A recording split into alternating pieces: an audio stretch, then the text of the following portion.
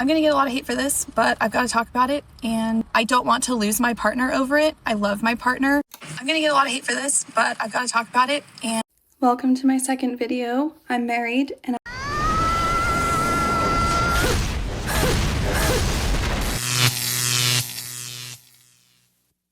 Welcome to The Wall. Today we're going to look at the story of a woman who cheats on her partner, falls in love with two men, and when she gets caught, decides to call it polyamory. Her husband confronts her and threatens divorce, and now she's in panic mode. Should she stay with the beta provider who gives her stability, family, and comfort, or run off with the lover who only offers excitement? It's a story of betrayal, convenience, and a woman playing the victim to avoid taking responsibility. Make sure to smash that like button. Let's hit 200,000 subscribers this new year. Don't forget to leave a comment to help wake more men up. And with that, let's get started. I'm going to get a lot of hate for this, but I've got to talk about it, and that's just, it is what it is.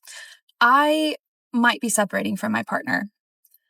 I also have fallen in love with somebody else while being in love with my partner. However, that is not the reason that we might be separating. Full disclosure, just because my partner is aware of this doesn't mean that I didn't fuck up. I did fuck up. A lot of shit that's happening right now is because of my fuck ups, but I want to be completely honest about it. I have to be in order for this to mean something to help anybody else. The reason that we might be separating is because I've discovered that I am polyamorous and my partner might not be. We have been in an ethically non-monogamous relationship for the last year. We both have been exploring our sexuality, and I won't speak on his behalf, but for me, I realized that I am not interested in randomly hooking up with people and then that being it. I'm not interested in having like a friends with benefits. I discovered that I'm interested in connecting with people in a romantic way, perhaps is as another partner, but as a separate partner, or even as a kind of non-labeled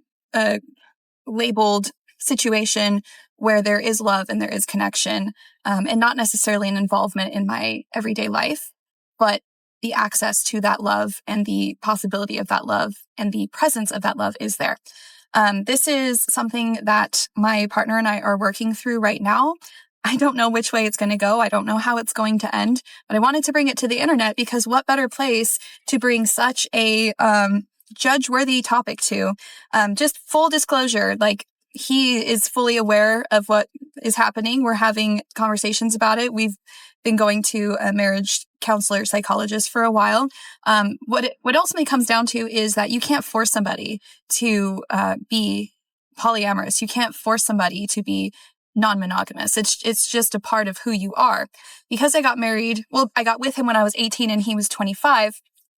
The age discrepancy there means that as I get older, I'm going to go through changes, which he's been a wonderful supporter of. He's been a great supporter of my career as an entrepreneur, as an artist, as somebody who's more than just a mother, to have my own friends, my own life. And in many, many ways, he's the partner that people would wish for. He is the partner that I would wish for and that I do want to keep. I don't want to lose him as a partner. Ultimately, it comes down to, as I've gotten older, I'm going to be 29 next month, I have discovered this part of myself, and it almost feels like a non-negotiable to be who I am. This world has completely lost its mind, and the truth is, some men are real fools for falling into traps like this. An open relationship never benefits the man. He always ends up losing, because women have infinitely more options and value in the sexual and emotional marketplace, while he's left struggling to compete. This guy stupidly opened the door, let his woman try another man, and of course, he got nothing decent out of it. Now he wants to close Pandora's box and go back to monogamous normality, like nothing ever happened. But it's too late. You opened that door yourself, and now that woman not only slept with someone else, but apparently wants to stay with her lover. She has no intention of going back to monogamy.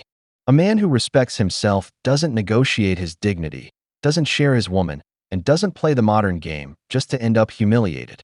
I don't want to lose my partner over it. I love my partner in almost all ways. He's the perfect partner, but nobody is perfect. Obviously, there's always room for connection. And that's, when you have friends, if you have more than one friend, does that mean that you don't love your other friend enough? And that's why you need more friends? I love my partner enough to build a form of a happy life. I also love myself enough to be in this position where I'm trying to decide if that is enough. We only get one life. I'm like literally breaking out into hives. We only get one life. And I'm trying to navigate how to handle this in a way that doesn't ask him to change who he is, because I would never ask that. Again, you can't force somebody to be polyamorous. You can't force yourself to be polyamorous. But ultimately, it's like denying your heart, your sexuality even, in my opinion, to be put in this position and decide, can I live without this? And that's what I'm trying to navigate right now. Again, I love my partner. I don't want to lose my partner. But along with this process and this journey, that is a consequence, a potential consequence of what might happen. And I know people are going to judge me for that because I do have a beautiful family. I do have a beautiful relationship. I have so many things that I'm so lucky to have, and I feel lucky, and that it might seem that I take for granted. But I don't know if it's enough for me if my partner can't live his full happiness. I'm going to make this a series. If you have any questions that I should start out with, even if it's judgment or judgy questions, let me know. I'm ready to talk about it because I'm tired of keeping it in, I guess. Brothers, what this woman really wants is to cheat on this man with permission, to have both her husband and her boyfriend. The boyfriend to satisfy her the way she likes, and the husband to take care of the financial side. She claims to have an enviable relationship, meaning she's got a good life. When I hear that, what I really understand is, she doesn't want to lose the benefits this man gives her through marriage. You're not polyamorous, because that would mean openly and honestly having relationships with different people. You're just unfaithful, because this isn't about exploring. This is about having another legal husband. That's where the whole polyamory story falls apart. And how clever. She talks about it like it's some kind of condition or deep emotional need, positioning herself as the victim before he leaves and the truth comes out. She's cheating on him to his face, demanding he accept the lover or lose everything. I'm going to get a lot of hate for this, but I've got to talk about it. And that's just, it is what it is. I might be separating from my partner. I also have fallen in love with somebody else while being in love with my partner. However, that is not the reason that we might be separating. The reason that we might be separating is because I've discovered that I am polyamorous and my partner might not be. For all you guys that are single right now, this is just proof that it could be worse. You could be married for years in this relationship where you both thought that you were fulfilled. You have children, you start a family, and then something like that just changes within her and she discovers something big like this. I don't know. I think that sounds like a nightmare to most men. Unfortunately, it sounds like this man wanted it to work out, so he found some in between to where it could be a casual kind of thing where they both do things casually with other people. She apparently discovers that she wants more with something that she started off as casual, but now is much more than that. This is why, guys, I'm a strong believer that this sort of relationship dynamic does not work. And I understand for you guys, you might have a hard time understanding that because you view being intimate a little bit differently than women do. Women need that emotional connection and they make emotional connection when they're intimate. They can't handle this, but I'm also not for the whole one-sided thing where because men can handle it, it should be okay. That's not okay either in my book. No, God! No, God, please, no! No! No! No! Brothers, this woman was cheating on this man. The truth is, she just wasn't interested in him anymore, and after her husband caught her, she came out with all this. Because really, how do you discover you're polyamorous while married? By trying someone else first. Then she suggested he go look for someone too. And he, probably a beta provider with kids, accepted it out of fear of losing her, afraid of divorce. But eventually, he couldn't take it anymore. And think about it. You're at home with your kids, you know your wife is out seeing her lover, and you're watching sports while she's out doing yoga. Brothers, no man can tolerate that. This man is clearly not loved. She doesn't love two people. She loves being provided for. She loves the other guy for one reason only. You know what I mean. Because if the husband threatens divorce and you really love him like you say, why not leave the other guy? You're willing to get divorced, but not to give up your lover. That's who you really want, not the beta provider. Women. Welcome to my second video. I'm married and I'm in love with someone else too, and I might be separating from my partner. But being in love with somebody else is actually not the reason I might be separating. I posted a video 2 days ago and I gave it time to get some reactions and see what people thought. Unfortunately, the red-pilled neckbeards have found my page, which is probably my fault for posting mostly thirst traps. Oops. I'm responding to this comment just because I thought it was funny. So while I've gotten a lot of expected shaming on there, I'm totally open to it. You don't come on the internet for anything and not think that that's going to happen. I've also got a lot of positive comments, which again, I'm not necessarily looking for, but what I also received, which is kind of surprising and kind of not, because I know I'm not the only person going through this. I'm just the only person being honest about it, at least on TikTok, is a lot of private messages of people saying that they're kind of going through the same thing with their partner, or this is something that they feel like they can relate to and they don't know what to do about it.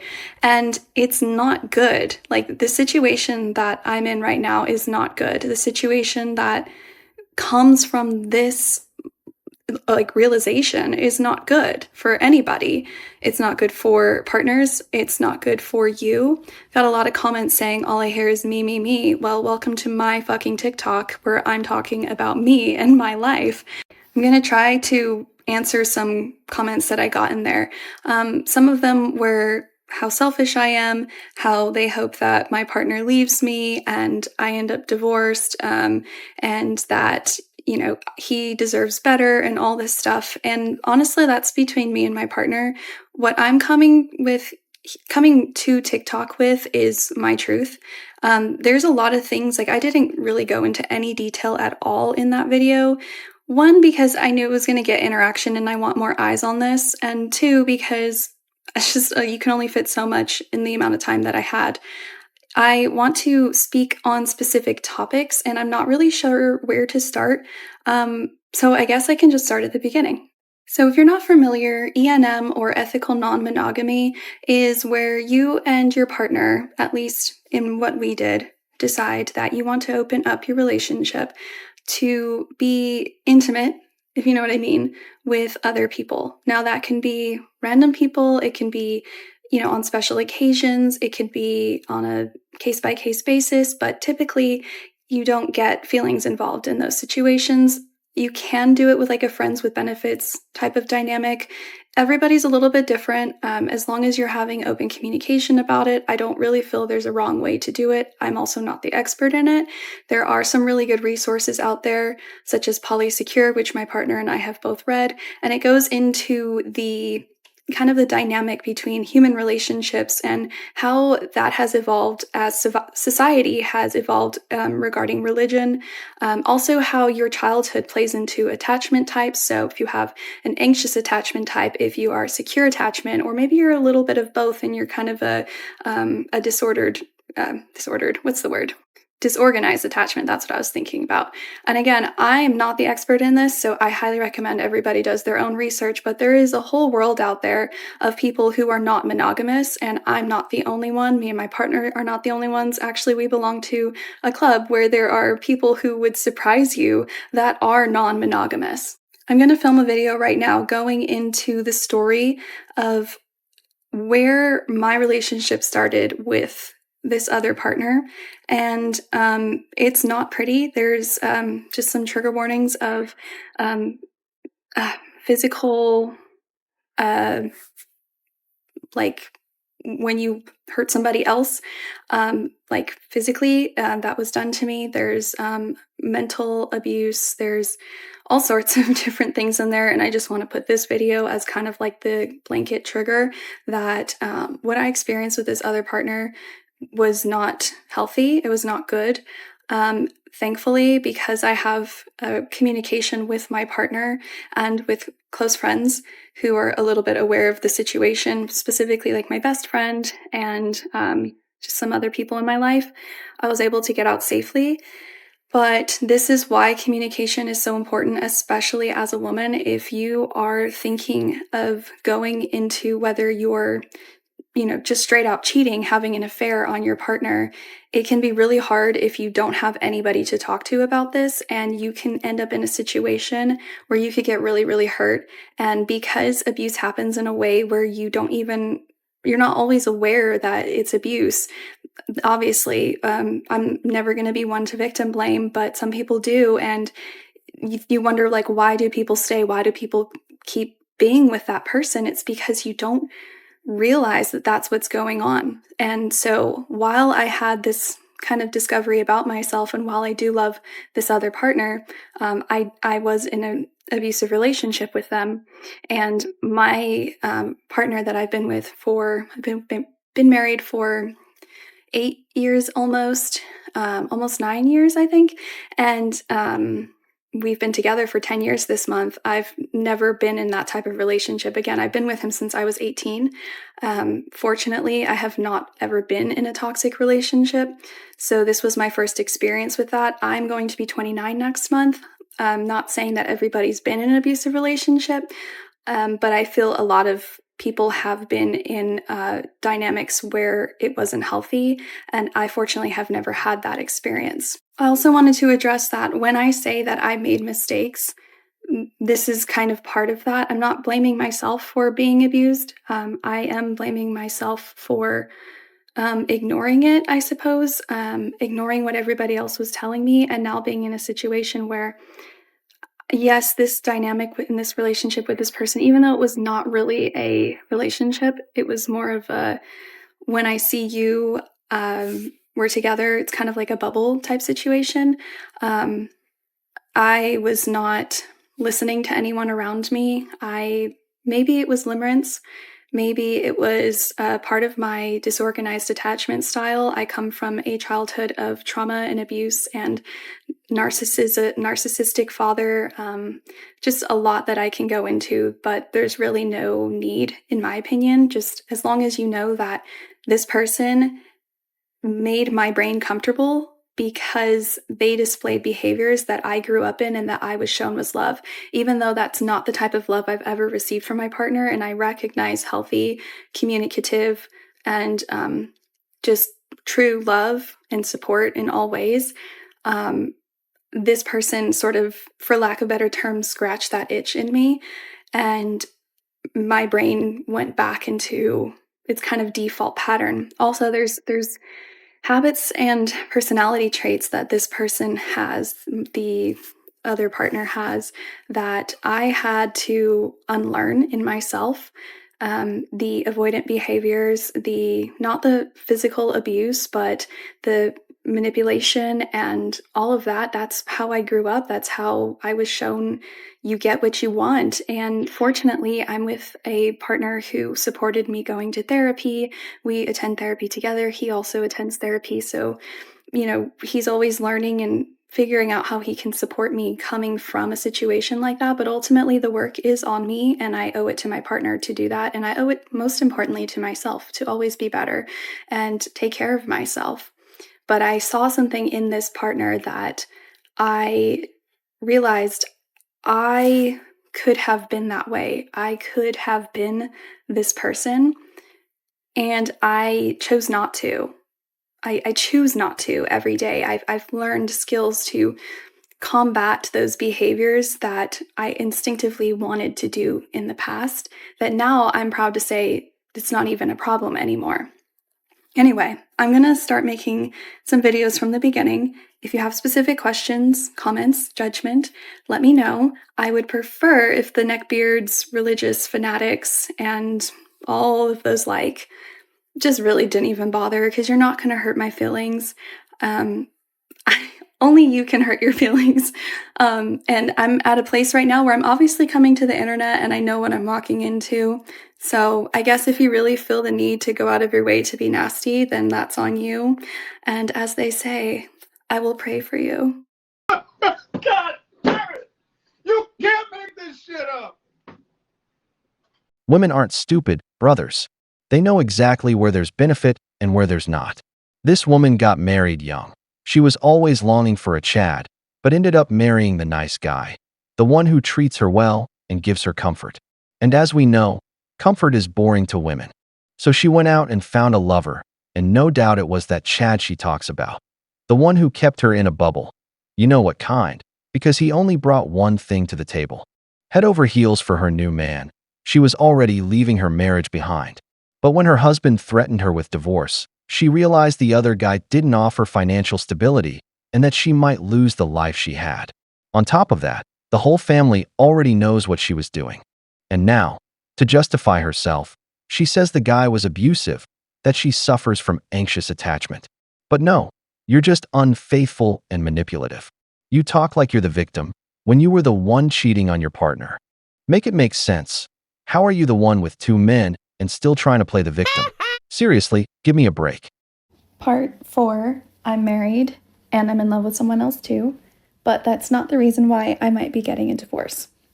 So this is the 4th part in the series where I'm going to finally talk about the relationship with the other partner that I had, where I had discovered that I was not monogamous, but I also was not interested in just hooking up with random people. But again, this was something that I was realizing at this time. So I travel a lot for work. I'm an entrepreneur. And for this work, there's a lot of different opportunities to connect with people in my field. So I ended up going somewhere where it was in Las Vegas, and it was like this. I mean, I'm from Las Vegas originally, but I haven't lived there in 10 years. So it was like my first time being a tourist, you know, and it had been probably, it'd been 10 years or 11 years since I lived there. And I had moved from Vegas like a month after my 18th birthday. And I met my current partner, who I've been married to for about 9 years. I met him like 11 months after I moved. No, 10 months. Sorry, it doesn't really matter. But I met him like 10 months after I moved to where I live now from Vegas. So I went there and I was kind of looking around. I was like, well, maybe I will hook up with somebody this time. I mean, we're in Vegas. It could be fun. I found somebody that I wanted to hook up with. And one thing about me is I know I'm not the most attractive person in the world, but I'm a personality hire. And so I have never had a problem basically getting what I want or who I want. I just don't really particularly want that many people because I have very special eyes, and they had my brand that day. And so I kind of set my eyes on them, and I was kind of watching them around, like seeing if I liked how they acted, if they came off like they had a big ego or something like that, because I don't like people, because this person is like really well known. There's a lot of people who are well known who act like they're well known. You know what I mean? Like they always have to have a posse, and they just are just generally dicks. And so I don't like that. And I don't, even if I'm just hooking up with somebody, like I don't want to be associated with somebody like that. And I noticed that people would kind of be gravitating towards this person and cry on their shoulder. And they seem to really be like just somebody that was very approachable, even though they look very not approachable. Which, I see now, like we'll get into it later. I did make a blanket video earlier, but there is a lot of trigger warnings for this relationship that I had with this person. At one point on like the last day, there was this party, and then there was kind of like an unofficial after party where if you knew about it, you could go, but it wasn't like necessarily an invite only type of thing.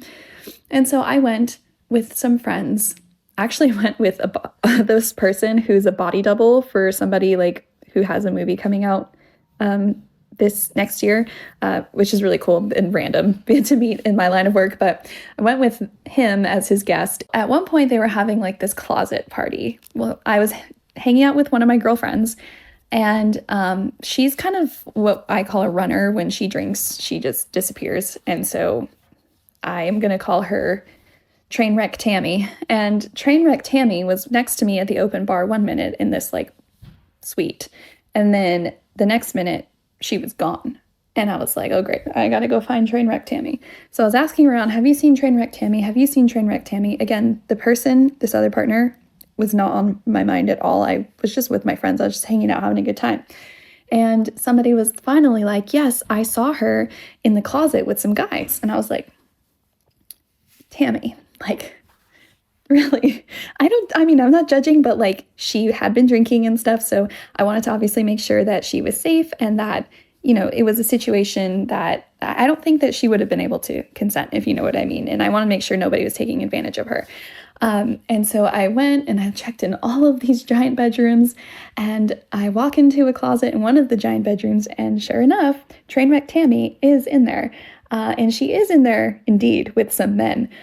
But there's also women in there as well. And it wasn't what it sounded like. It was just like some people had decided to sit on, in the closet together and just hang out and listen to music, kind of like a little space for the autistic people is how I just think of it. It's like, okay, these people are like the sensory overloaded people, and this is where they've chosen to take their party.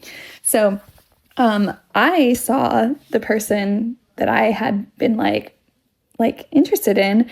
I'd only talked to them like briefly at like a couple of the events and stuff. But again, like I just kind of went my separate way. Like I've never been somebody to chase anybody. And I was just keeping it professional, because it has to feel right. Like it needs to be, I don't want to force anything, right? Even if it is just a hookup.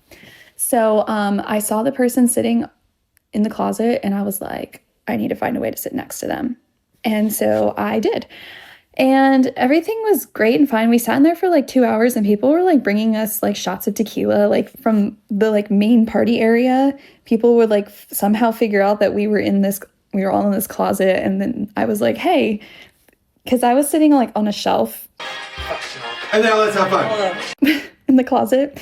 And I didn't want to get down and lose my spot. So I would basically ask like this body double guy, I was like, can you get us shots of tequila? And like, for some reason, people just did. They just brought us shots. So we were just like taking shots in this closet. And like the owner of the company that was, that coordinated this event for the people in my industry, ended up like walking into the closet and was kind of like, what is going on?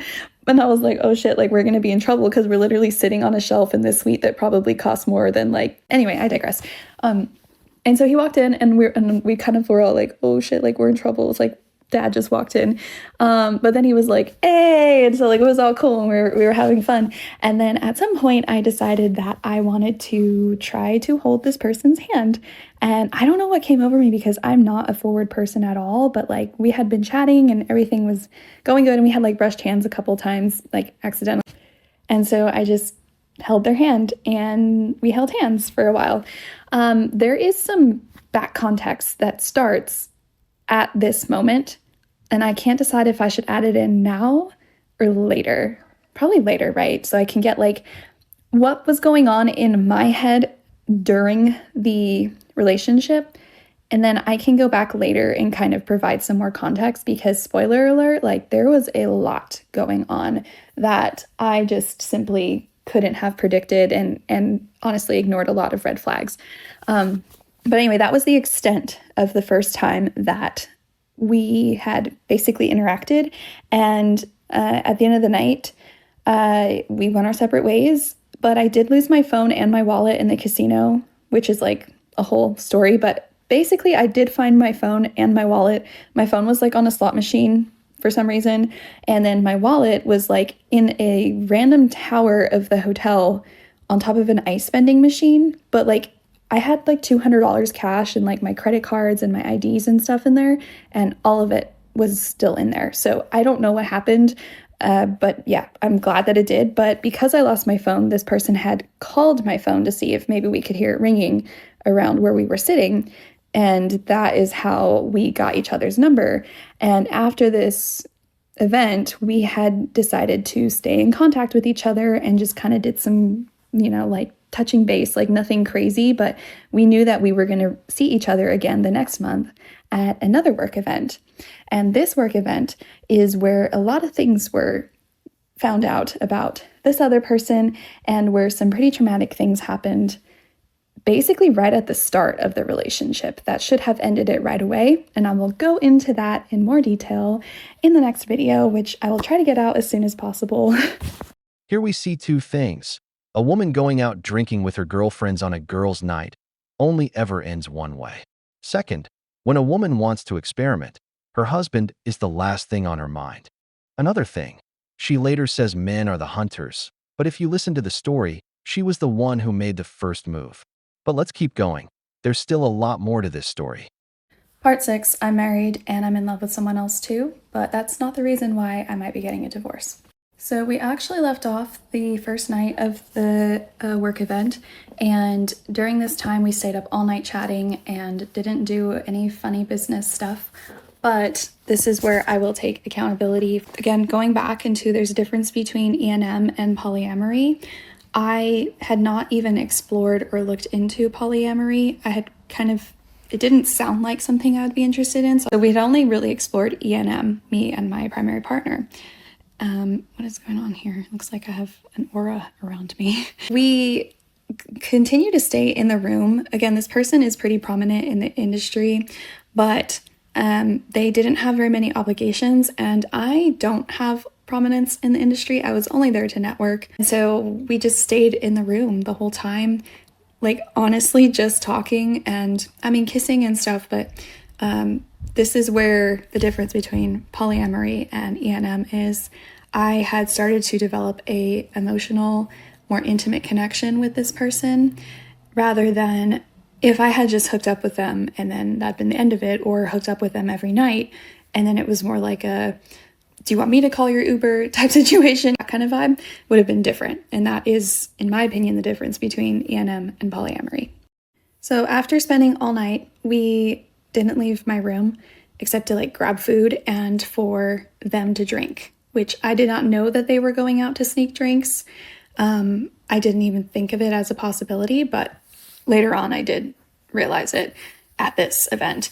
So they weren't really needed, but for one thing, and it wasn't for a couple of days. So we were able to just stay in my room the whole time. Again, no funny business, just connecting. And that is where we veered from this is a hookup to we are now going into more of a different territory here. We left to get food and to party. And so that night was another party. Again, this is party culture when you travel for work. That I noticed that night that they were drinking a lot. Everybody was buying them drinks. Like I said, they well loved, well received by 90% of people. And then the other 10% hate them. And I could not see why. I guess being a loud, kind of vibrant person, yeah, it makes sense. You're not going to be everybody's cup of tea, regardless of your personality type. But it was this complete opposite feeling about them that what most people showed them. And so we were drinking that night again. I am a responsible drinker. They were showing kind of the signs that they can really drink again. And I again brushed it under the rug. We're on vacation essentially. And this night I had run into my friend Trainwreck Tammy, as well as some other friends that I had met at previous work events. It was cool to finally know people. It's I was proud of myself for making these connections and everything. And then obviously the other partner, they knew everybody. So it was cool to not be just standing there, not having anything to do. I don't ever like to float around somebody. I like to have my own kind of, I bounce around the room just like they do. Again, this was another thing that we had in common. And they were drinking a lot. I was connecting with this one person that I met at the event in Las Vegas. He's a good-looking guy. I will say that. Not interested in him, but it's fun to banter with him back and forth and stuff like that. And so I was talking to him that night. The other partner comes over. Again, we'd had spent not that long together, and they are clearly really drunk and being a little bit aggressive to this guy that I was talking to. Literally just talking to, by the way, not anything crazy at all, how I would talk to anybody. But he was really funny. I'm really funny. So we were obviously laughing and just having a good time. That's what we were there for. The other person comes over and they say something really aggressive, and they basically start picking on him and just being mad aggressive. I don't know how to describe it. I've never seen somebody so irrationally aggressive before. And I thought it was weird, and it was definitely a big turnoff, but I thought that they just had too much to drink and that I could kind of distract from the situation. So I was like, I'm gonna go step outside. And my friend, the guy, he followed me. And we were just out there chatting too. And there was like a bunch of other people out there because it was kind of where people were going to like smoke cigarettes and weed and stuff. And so I was standing out there just like taking a breath, just getting away from all the noise and stuff. And about 30 seconds later, here comes the other partner, and they are just irritated, like so irritated. And I couldn't figure out why. And I kind of figured like maybe they don't like me talking to this guy, but one, that's like you have no right to feel that way because we literally are just at this point not even sleeping together, like we're just talking. At one point, they get so aggressive with this guy that I was friends with. This outside area was on a balcony, for context, and it's a historic building, so it's not up to like current safety code because like your center of gravity is like way higher than where this wall was, and I would say it's probably like 20 feet from the ground just onto the pavement at below. I genuinely got concerned that they were going to throw this guy off of the balcony because they were talking to me. And not even flirting or touching or anything like that, just the simple act of talking to me. And I eventually asked them, I was like, does it bother you that I'm like talking to this guy? Like, we're just friends. They were like, what? Fuck no. Like, I don't care about that guy. I just like, he pisses me off. Like, he acts like he's about something and he's not. Like, he doesn't know like the shit that I had to go through. And I was like, okay, that's weird because why are you being so aggressive about it? I thought they were going to throw him off the roof. I had to do anything that I could. Luckily, I don't get drunk, so I was able to get both of them like back inside. I have no idea how I managed to do it. And the guy that I was talking to, my friend, he had been drinking old fashions all night. Like, he was wasted, but like, he should be able to do that if he feels like it and not have to worry about somebody being really fucking aggressive to them for no reason. So we go back inside, and the whole night now, this other partner is just being like, just in a shitty mood, like aggressive, just making jokes that like aren't funny because they're aggressive jokes. And like nobody's laughing, but we're all kind of like, haha, like, anyway, like topic change, like nobody's being rude or anything. Eventually, Trainwreck Tammy and some other girls that I met, they were all roommates at this event, and they decided that they wanted to go back to their room because the bar was closed and everything, and they had some alcohol. And I was like, I'm not sure, because again, I was staying in my room with this other partner, and I didn't really want them to drink more. I didn't want to just say that. So we ended up going back with them because the other partner wanted to, because they were in a shitty mood. And they just kept drinking and drinking and drinking, just being weirdly aggressive all night with like their humor, if you want to call it that. And everybody's starting to pick up on it. And like, you can tell like, they're like, what the fuck is going on? And I was so embarrassed because at this point, the girls that invited us to the room were the same girls who, from my previous video, were like, oh, like they kind of figured that we were sleeping together, even though we didn't that night. But that's definitely a situation that they left, right? That's what you would think if you leave two people in a room together and they give you that like, get out of here face, I'm running out of time. I want to pick back up from this room because this is where all the trigger warnings and the crazy shit happens that I should have ran far away from. Oh, hell no! This guy is clearly a Chad, but look at the classic pattern.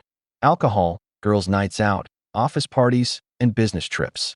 Brothers, a man whose woman is always traveling doesn't have anything guaranteed. She even admits she was looking for something to happen. And on top of that, she's in Las Vegas. Sin City. This guy had already hooked up with her multiple times, because if he's getting possessive, it's because he feels like she belongs to him. She paints him as the villain, but at no point did she tell him she was married. If he's reacting that strongly to a random, it's because she still hasn't told him the truth. This wasn't some accident that happened to her. She went looking for it, deliberately and with intent. She's no victim. She's just telling the story in a way that makes her look innocent, leaving out the part where she played an active role. She's 29. You're not some naive little girl. But let's see how this ends. Part 7, I'm married and I'm in love with someone else too, but that's not the reason why I might be getting a divorce. So we left off at the second night of the work event. The other partner was just starting to weird people out because of how aggressive they were being. I think most people chalked it up to them just being drunk. Well, I decided I had had enough, and I just was like, I can't wait for them to sleep this off, but all I know is I can't take it anymore. So I'm going to go to my room. And again, we were staying together in my room at this point. I knew that they would be back at some point, but doesn't really matter. I just needed to get out of there. And so I left. Not even a couple minutes later, the guy that I was friends with started actually picking up on this person's weird aggressive vibe. And so they ended up leaving. He ended up leaving as well. This other partner figured out or thought that he must be coming to my room because we left not too long after each other. And that wasn't the case, but in their head, that's what was happening. Maybe like 5 minutes after I came back to my room, I had literally probably just sat on the bed from walking in. They walked in and they had a key card to my room. The first thing they said when they walked in was, "Oh, I expected so-and-so to be in here with you and you guys to be fucking." And I said, "What? Like, I left him in there with you guys. Like, I left before anybody else did." And they were like, "Yeah, well, he left like a little bit after you, so I figured you guys were like messaging and we're gonna go fuck or something." And I was like, no, I wouldn't do that. I'm here with you. We're hanging out together. Like, that's not the situation between us anyway. We're just being really aggressive. Now, this is like really bad, okay? So like if you have a problem with DV and stuff like that, maybe you should just go to the next part. But this was escalating quickly. I was trying to de-escalate it and just reassure them and be there for them. I, in my head, was like, they're really drunk. They just need to go to bed. Like, I just need to calm the situation down for now. Unfortunately, they were not wanting to calm down. I don't really remember the specifics of like what happened. I know that regardless, there's nothing you can do to deserve this treatment, but I know that for sure, like, all I had tried to do was de-escalate and soothe and stuff. At some point, they ended up basically pushing me onto the bed and putting their hand in this place on my body. And it wasn't like cutting my airway off or anything, but they had basically put me in this position. It does matter the intention, because why else would you do that? But I just remember being very still, kind of confused as to what was happening. I said, "Partner, you're hurting me." That's literally all I said. They looked at me and they just had this coldness, this like blankness in their eyes. All of a sudden, I saw something like kind of switch. They took their hand off, kind of chuckled, and were like more of a scoff actually, or maybe a chuckle, I don't know. And they were like, "Huh, I'm hurting you, huh?" And they kind of like slowly backed off, like walked backwards. I didn't even have time to like process this. And they were falling with their, when you like slide your back down against the wall, crying about just how stressed out they are because they have an important job at this event. They, all very otherwise rational and reasonable things to be very stressed out about when you have high expectations for yourself. This person, does come from nothing, has built an amazing career, and has earned respect. At the time, I unfortunately decided that must be why they're acting this way. Took the role of comforter, held them while they cried, and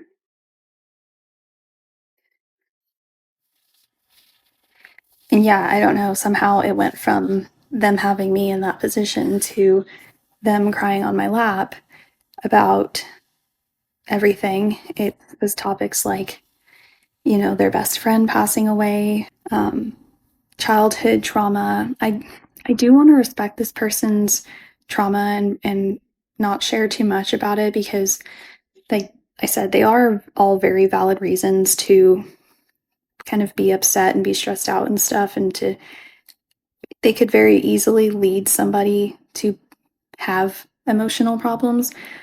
But I do also want to say that there was nothing rational or valid or reasonable or justifiable in any way for what they did to me. At the time, I had almost, it had been like 2 minutes and I kind of forgot that they did it already. I don't know how to explain it. I might make another video about this topic explaining it better, but like just putting it all out there for the first time is really hard because it took me probably like 9 months to finally accept that that's what they did. My nesting partner, that I told him about what happened, he got like so upset for me. It was hard for him not to instinctually basically get upset at me for putting myself in that position, which I understand. The initial reaction should not have been that, but unfortunately it was, because I mean, he was scared for me. As much as we want to say that we would be like, react the appropriate way to hearing something like that done to somebody that you love, you just don't really know until you're there, I guess. I don't know. I'm not defending them, victim blaming, but I didn't consider myself a victim when I told him. So, which is so weird. I'm still processing it, obviously, which is why I'm going to make another video about it in the future. If anybody has anything to say about that. The night ended where I never talked about it. They never apologized. And I was comforting them in their emotions and pushing what happened to me away from my mind. And we never talked about it until very recently, where I will get to that part in the story, but we continued to see each other for probably like 4 or 5 more months after that. They never brought it up. I don't know if they remember doing it even. I did talk to them about it at a later date eventually, but they were really drunk, so who knows. Anyway, if you find yourself in a situation like this, I want you to know that there's never, ever a good reason for somebody to do that to you. There is a statistic about when a partner gets to this point with their hurting you, and I'll insert it in this part if I can, but it makes things a lot more dangerous. It's also a really big concern because typically people don't just go from nothing to that.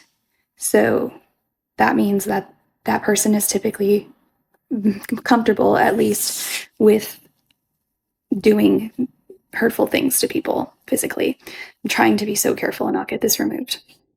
But yeah, I just wanted to make a separate video about that experience. It doesn't happen again, which is why I excused it for so long and didn't process it, because they were never like that to me again. So yeah. In this one, at least, if you don't have anything nice to say, don't say anything at all, because there are victims who might see this and they see what you write, no matter how you feel about me. Just keep, like, imagine it was your sister or your mom or something, and keep it respectful as you can.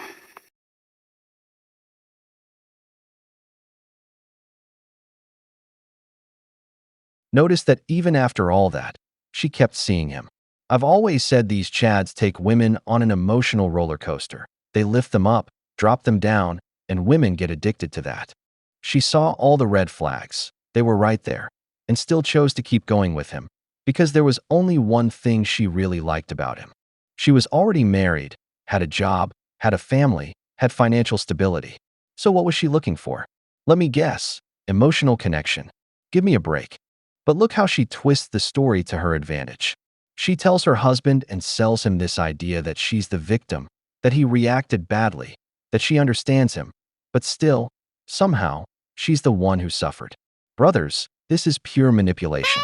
She went to Las Vegas with her friend, she met this man, and she already had the idea of trying something new. She didn't just flirt and leave, she stayed involved with him for months, even after the supposed mistreatment.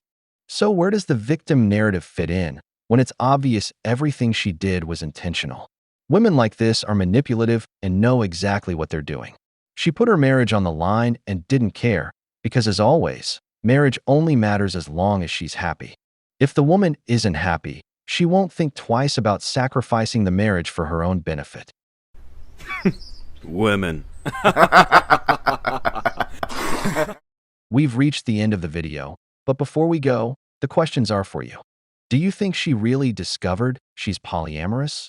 Or did she just give a pretty name to plain infidelity? Is a man who agrees to open the relationship just to keep her setting boundaries or giving up his self-respect? If you enjoyed the video, hit that like button, subscribe to the channel, and turn on the notification bell. Your support means a lot to us and keeps us motivated to keep creating more content. Stay tuned for the next episode of The Wall.